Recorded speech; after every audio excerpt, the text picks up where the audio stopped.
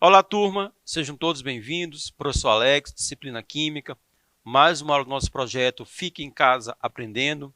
Espero que vocês estejam aproveitando, estejam realmente assim aprendendo, estejam assim se dedicando a essas aulas, tudo bem?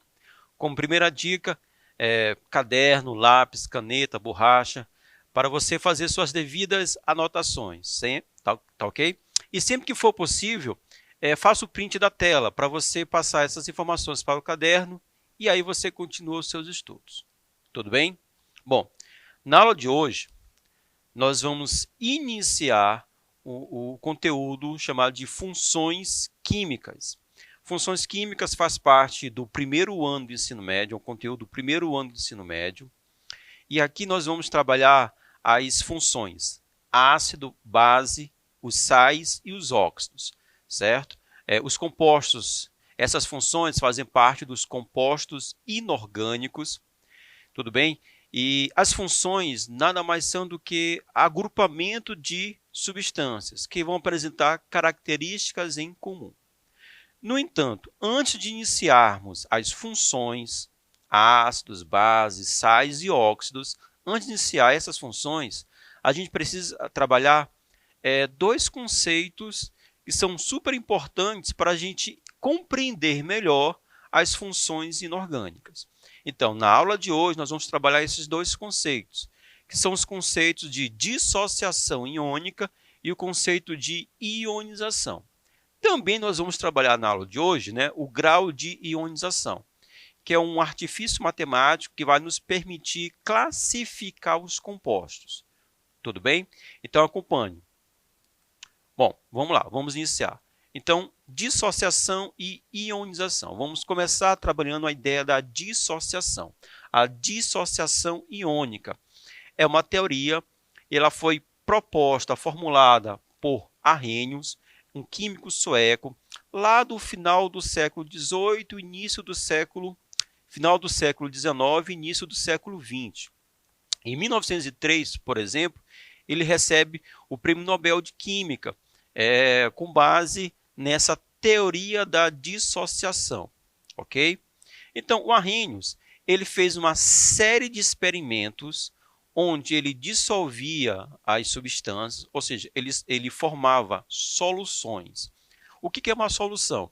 Uma solução é quando a gente pega uma substância, que vamos chamar de soluto, e dissolve em uma outra. Essa outra substância chamamos de solvente. E o principal solvente é a água. Então, ele pegava diversas substâncias e dissolvia em água. E a essas soluções, ele montava uma espécie de circuito elétrico, como estamos aqui representando na figura.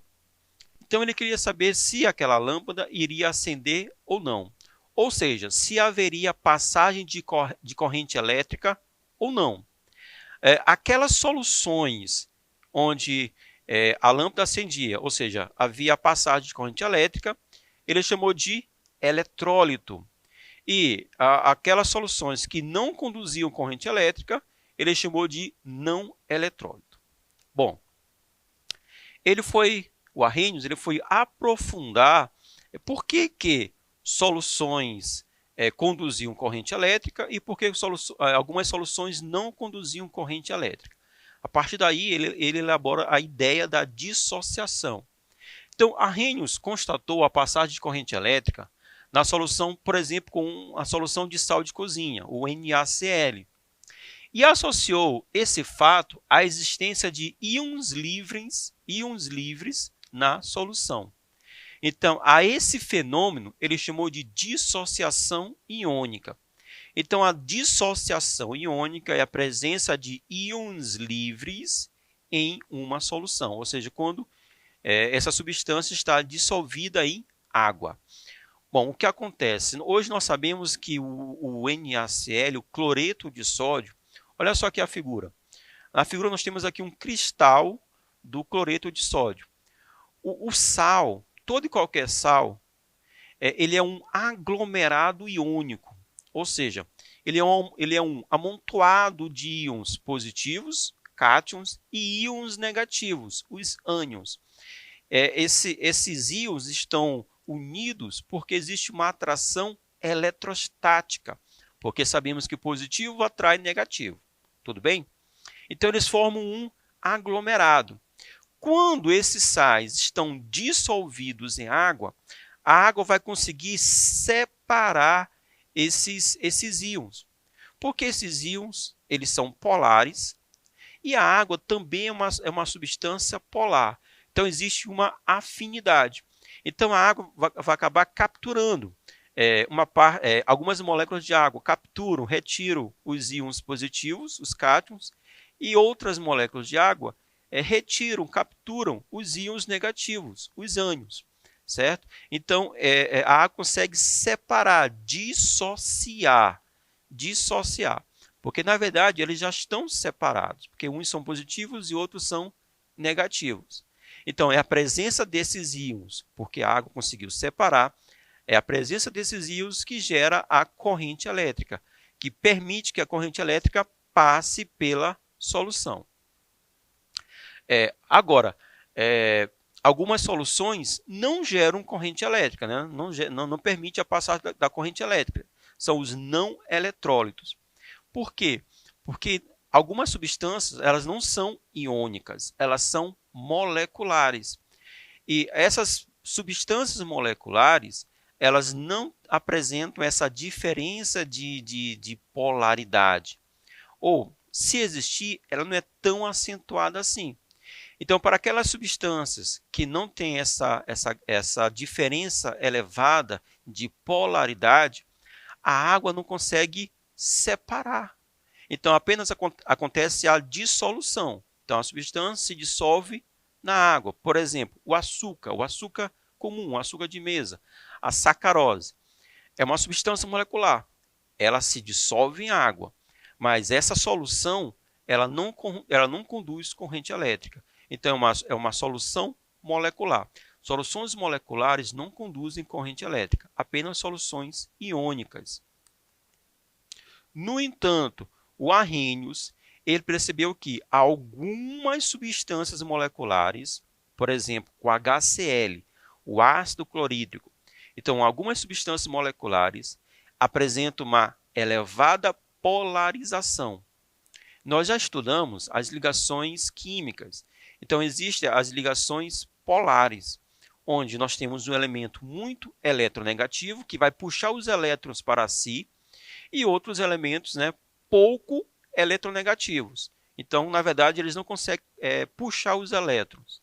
Então, nesse caso, onde nós temos ligações polares, essa polarização ela é suficiente para que a água consiga separar. Aí, nesse caso, nós temos a ionização.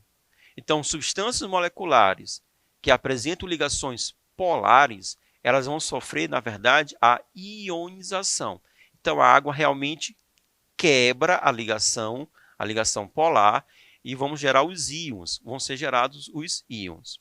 Sais, eles já apresentam essa separação. Então, a água apenas dissocia. Já substâncias moleculares polares, a água gera ionização. Quebra para poder gerar os íons. Tudo bem? Então, nós vamos aqui apresentar na tela como aconteceria essa ionização, utilizando o ácido clorídrico como exemplo. Então, nós temos o HCl. O HCl, antes de ser dissolvido em água, ele é chamado de cloreto de hidrogênio. Só que, quando a gente dissolve em água, a água vai quebrar a ligação covalente entre o hidrogênio e o cloro. Vai quebrar. Quebrando, nós vamos ter os íons. O íon positivo, no caso o hidrogênio, o cátion é o íon positivo, o hidrogênio, e o ânion, que é o íon negativo, no caso é o cloro ou cloreto, certo? A melhor representação, na verdade, seria essa última aqui, que nós temos a interação do HCl com a água. A água, por ser uma substância polar, ela vai capturar o hidrogênio, gerando o íon hidrônio, que é o H3O+. O H3O+. Se a gente quiser simplificar, esse H3O+, a gente escreve apenas como H+. Eles representam, turma, a mesma coisa. É a mesma substância. Tudo bem? Então, aqui nós temos a ionização gerada pela água, que é a ruptura da ligação covalente entre o hidrogênio e o cloro. Então, resumindo, compostos iônicos. Compostos iônicos, então a água vai gerar a dissociação. Então, vai gerar uma solução iônica e toda solução iônica ela é eletrolítica. Turma, eletrolítica. Solução que conduz corrente elétrica, ok? Agora, compostos moleculares, a água ela pode gerar uma solução molecular, então apenas uma dissolução, e toda solução molecular ela é não eletrolítica. Se aquela substância, aquele composto molecular, tiver um alto grau de polaridade, então a água vai gerar a ionização, a ruptura da ligação, gerando íons. E aí nós vamos ter uma solução iônica. E já sabemos, toda solução iônica ela é eletrolítica. Solução iônica eletrolítica, conduz corrente elétrica. Soluções moleculares não eletrolíticas, ou seja, não conduzem corrente elétrica. Bom, já estudado a teoria da dissociação, a teoria da ionização, vamos agora aprender um pouco sobre o grau de ionização. Esse grau de ionização é uma porcentagem que vai nos indicar quantas moléculas foram ionizadas, quantas moléculas estão ionizadas. O grau de ionização é uma expressão matemática que a gente diz que é representada pela letra alfa. Então, alfa, o grau de ionização, é o quê? É o quociente, a divisão entre o número de moléculas ionizadas, que sofreram aquela ruptura, pela quantidade de moléculas dissolvidas, quantidade de moléculas iniciais. Esse resultado é um resultado na forma de decimal, 0, alguma coisa. Se eu multiplicar esse decimal por 100%, eu vou ter a porcentagem. Então, a porcentagem ela pode ir de 0 a 100%. Uma porcentagem de 0% quer dizer que não houve a ionização. A solução ela é molecular. Uma porcentagem igual a 100%, na verdade, eu teria um sal. Todas as moléculas sofreram a ionização. Soluções moleculares polares vai ter um valor acima de 0 e menor do que 100%. Mas um detalhe importante, turma, preste atenção. Quanto mais próximo de 100%, mais ionizada essa solução vai estar. Isso quer dizer que ela vai conduzir corrente elétrica com mais facilidade. Quanto mais próximo essa porcentagem estiver de 0%, quer dizer que nós temos menos moléculas ionizadas. Então, isso vai gerar o quê? Uma corrente elétrica muito fraca. Então, se queremos ter uma corrente elétrica forte, precisamos ter substâncias que apresentam um grau de ionização próximo de 100%. Bom, um exemplo bem rápido, bem simples, olha só. Vamos imaginar que nós temos 600 moléculas inicialmente de uma substância. E quando essa substância ela for dissolvida em água, apenas 15 das 600 moléculas vão sofrer a ionização, a separação. Apenas 15 das 600 moléculas. Então a pergunta, qual é o grau de ionização? Antes de fazer qualquer cálculo, já está assim, bem claro para a gente que essa substância ela é pouco ionizada, porque de 600 moléculas, apenas 15 moléculas sofreram a ionização. Vamos ao resultado. Então, a expressão alfa, que é o grau de ionização, é o número de moléculas ionizadas dividido pelo número de moléculas dissolvidas. Lendo a questão, turma, quantas moléculas foram ionizadas? 15 moléculas. Então, 15 sobre.